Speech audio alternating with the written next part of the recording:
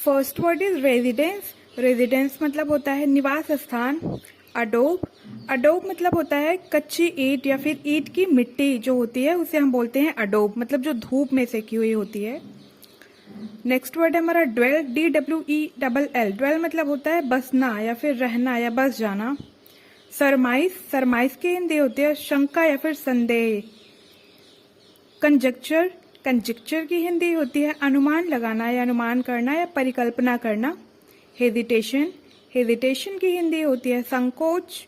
Reservation, reservation मतलब होता है आरक्षण। इंट्यूशन, इंट्यूशन मतलब होता है अंतर्ज्ञान। कंक्लूजन, कंक्लूजन की हिंदी होती है निष्कर्ष। फिनिश, फिनिश मतलब होता है समाप्त। अबॉर्शन, अबॉर्शन की हिंदी होती है गर्भपात। सीज, सीज मतलब होता है रोकना या फिर समाप्ति। एक्सपायरी, एक्सपायरी मतलब होता है अंत या फिर समाप्ति। इमोर्टल, इम्पोर्टल मतलब होता है अमर या फिर अमिट, मतलब जो कभी न मरे, जो कभी न मिटे, that is called immortal. Perpetual, perpetual मतलब होता है लगातार या फिर सतत। वाइंड अप, वाइंड अप की हिंदी होती है समापन या फिर समेटना।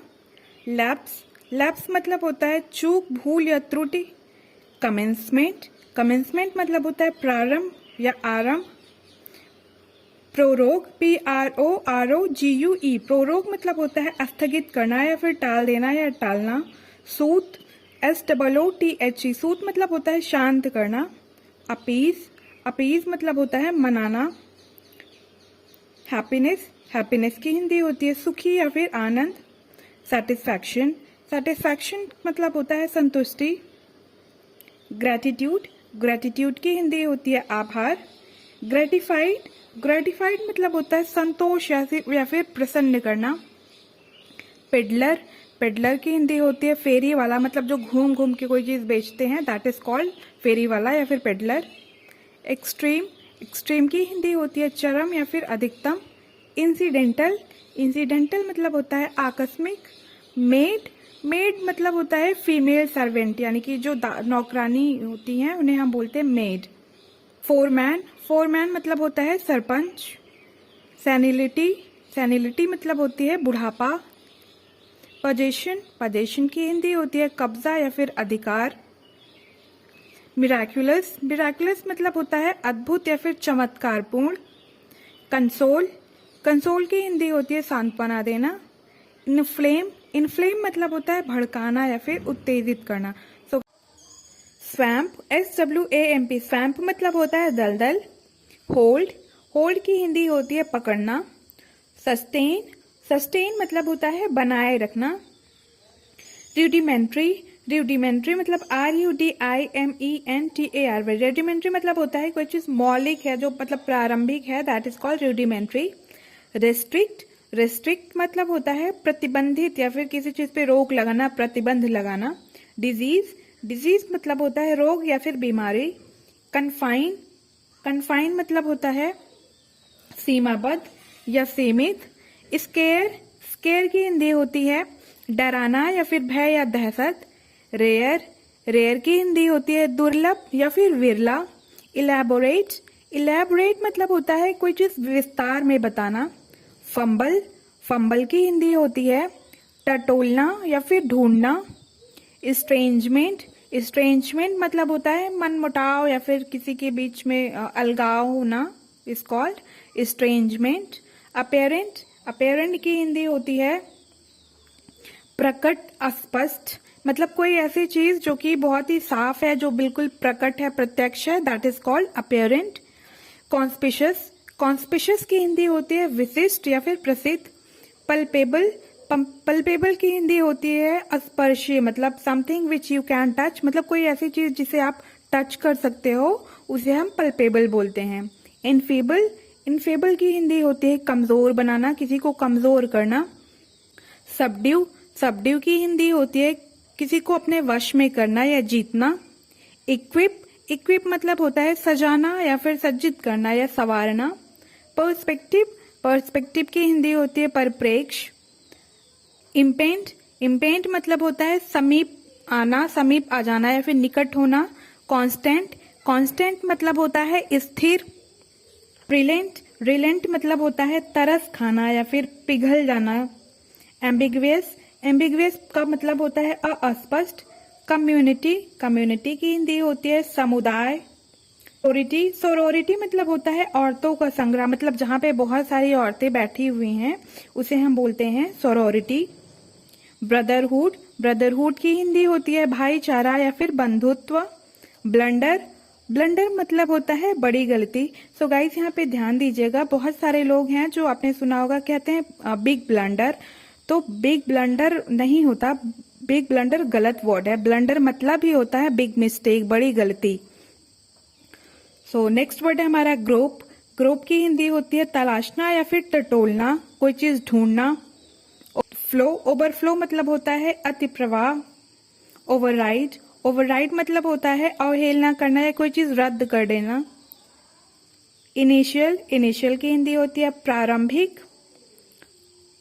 ओमनी प्रेजेंट, ओमनी प्रेजेंट मतलब होता है सर्व विद्यमान, मतलब जो हर जगह विद्यमान है उसे हम बोलते हैं ओमनी प्रेजेंट। प्रिविलेंट, प्रिविलेंट मतलब होता है प्रचलित। थ्योरी, थ्योरी की हिंदी होती है सिद्धांत या फिर वाद। एनालिसिस, एनालिसिस मतलब होता है विश्लेषण करना या फिर मतलब किसी चीज की विस्तार से जांच करना, एनालिसिस कहलाता है। इवैल्यूएशन, इवैल्यूएशन की हिंदी होती है मूल्यांकन या फिर कीमत लगाना। असेसमेंट, असेसमेंट की हिंदी होती है आकलन करना या फिर लगान भी होता है। कमेंडेशन, कमेंडेशन मतलब होता है प्रशंसा या फिर सराहना करना। एडमायर, एडमायर की हिंदी होती है प्रशंसा करना। ब्लॉट, BLOT, ब्लॉट मतलब होता है दाग लगाना या फिर मैला करना। ब्लेमिश, ब्लेमिश की हिंदी होती है दोष। फ्लॉ, FLOW, फ्लॉ मतलब होता है कोई खोट या फिर त्रुटि या कोई कमी। मैंडेटरी, मैंडेटरी की हिंदी होती है अनिवार्य। प्रोक्लेमेशन, प्रोक्लेमेशन मतलब होता है घोषणा करना। कंसिस्टेंसी, कंसिस्टेंसी की हिंदी होती है स्थिरता या फिर लगातार। डिसिडेंट, डिसिडेंट की हिंदी होती है असंतुष्ट या फिर विरोधी या असहमत भी आप कह सकते हैं। अवेयर, अवेयर की हिंदी होती है जागरूक। अटेंटिव, अटेंटिव की हिंदी होती है सचेत या फिर चौकस। कॉशियस, CAUTIOUS, कॉशियस मतलब होता है सजग रहना या फिर सावधान रहना।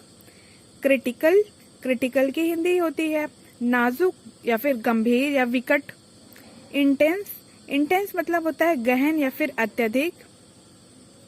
इंडेंजरमेंट, इंडेंजरमेंट की हिंदी होती है खतरे में। मेनेस, MENACE, मेनेस मतलब होता है खतरा या फिर संकट। नेक्स्ट वर्ड है हमारा हॉरो, HARROW, हैरो, हैरो मतलब होता है हेंगा। हेंगा मतलब जिससे जो खेत जोता जाता है जिससे उसे हम बोलते हैं हेंगा, इसकी इंग्लिश होती है हैरो, HARROW। एक्सपोजर, एक्सपोजर की हिंदी होती है खुलासा। डिस्ट्रेस, डिस्ट्रेस मतलब होता है तनाव, पीड़ा या फिर विपत्ति। हाउंड, HOUND, हाउंड मतलब होता है ललकारना या फिर हुलकारना। जैसे एजिटेटर, एजिटेटर की हिंदी होती है आंदोलक या फिर आंदोलनकर्ता। ओपोनेंट, ओपोनेंट मतलब होता है प्रतिद्वंदी। एक्सेप्ट, एक्सेप्ट की हिंदी होती है स्वीकार करना। सपोर्ट, सपोर्ट की हिंदी होती है सहायता या फिर समर्थन। ऑपोजिशन, ऑपोजिशन मतलब होता है विरोध। ट्रॉमेटिक, ट्रॉमेटिक की हिंदी होती है घाव या फिर जख्म संबंधी। पेरिल, PERIL, पेरिल मतलब होता है जोखिम या फिर आपदा। विजिलेंट, विजिलेंट की हिंदी होती है चौकस या फिर चौकन्ना या जागरूक। रिक्वायर, रिक्वायर की हिंदी होती है जरूरत होना या फिर मांगना। हाउंड, HAUND, हाउंड मतलब होता है अड्डा, बसेरा या फिर आश्रय। क्रिटिसाइज, क्रिटिसाइज की हिंदी होती है ऑब्लिवियस, ऑब्लिवियस मतलब होता है बेखबर या भुलक्कड़। पॉलिसी, पॉलिसी की हिंदी होती है नीति या फिर बीमा। फ्रिवलस, फ्रिवलस की हिंदी होती है तुच्छ, ओछा या फिर छिछोरा। इंडल्ज, इंडल्ज मतलब होता है लिप्त। क्लिंग, क्लिंग मतलब होता है चिपटना या फिर रहना। क्रैंकी, क्रैंकी की हिंदी होती है चिड़चिड़ा। सेसेशन, सेसेशन की हिंदी होती है समापन, अंत या फिर विराम। रिजम्पशन, रिजम्पशन की हिंदी होती है पुनरारंभ, पुनरारंभ मतलब कि मतलब फिर से आरंभ करना कोई चीज रिजम्पशन कहलाती है। डिस्प्यूट, डिस्प्यूट मतलब होता है विवाद, झगड़ा या फिर मतभेद भी कह सकते हैं आप। डैमेज, डैमेज की हिंदी होती है हानि, नुकसान या फिर क्षति। वीन, WEAN, वीन मतलब होता है छुड़ाना। डिपेंडेंसी, डिपेंडेंसी की हिंदी होती है निर्भरता। डिसएंगेज, डिसएंगेज मतलब होता है अलगाना या फिर संपर्क तोड़ना या फिर अलग करना। अकस्टम, अकस्टम की हिंदी होती है आदि बनाना या फिर आदत डालना या अभ्यस्त करना। री इंस्टीट्यूशन, री इंस्टीट्यूशन की हिंदी होती है पुनर्स्थापना। प्रोब, प्रोब की हिंदी होती है छानबीन या फिर जांच। स्टाक, STALK, इसमें L जो है वो साइलेंट है। स्टाक मतलब होता है डंठल। हस्क, हस्क की हिंदी होती है भूसी। रिक्लेम, रिक्लेम की हिंदी होती है वापस मांगना या फिर प्राप्त करना। एप्रोप्रिएट, एप्रोप्रिएट की हिंदी होती है उपयुक्त या फिर ठीक। परस्यू, परस्यू मतलब होता है किसी चीज को पाने की कोशिश करना या कोई लक्ष्य रखना, इज कॉल्ड परस्यू। डेलिमिट, डेलिमिट मतलब होता है सीमा स्थिर करना। डिस्टिंग्विश, डिस्टिंग्विश की हिंदी होती है अंतर करना या भेद करना। बाउंड, बाउंड की हिंदी होती है सीमा बांधना या फिर घेरना। कैरिंग आउट, कैरिंग आउट मतलब होता है बाहर ले जाना। शार्प, शार्प मतलब होता है तेज, तीखा या फिर तीव्र। इंस्टेंटेनियस, इंस्टेंटेनियस मतलब होता है तुरंत या फिर फौरन या तात्कालिक। इनएक्शन, इनएक्शन की हिंदी होती है निष्क्रियता या फिर बेकार। एब्रप्ट, एब्रप्ट की हिंदी होती है आकस्मिक या फिर एकाएक या अचानक। ग्रेजुअल, ग्रेजुअल की हिंदी होती है क्रमिक रूप से या फिर धीरे धीरे। इम्प्लीमेंटेशन, इम्प्लीमेंटेशन की हिंदी होती है कार्यान्वयन या फिर अमल। क्रॉप, क्रॉप की हिंदी होती है फसल। डिमार्केटेड, डिमार्केटेड मतलब होता है सीमा स्थिर करना या कोई चीज निर्धारित करना। नेगोशिएशन, नेगोशिएशन मतलब होता है मध्यस्थ या फिर विचौलिया। इम्पाउंड, इम्पाउंड की हिंदी होती है जब्त करना।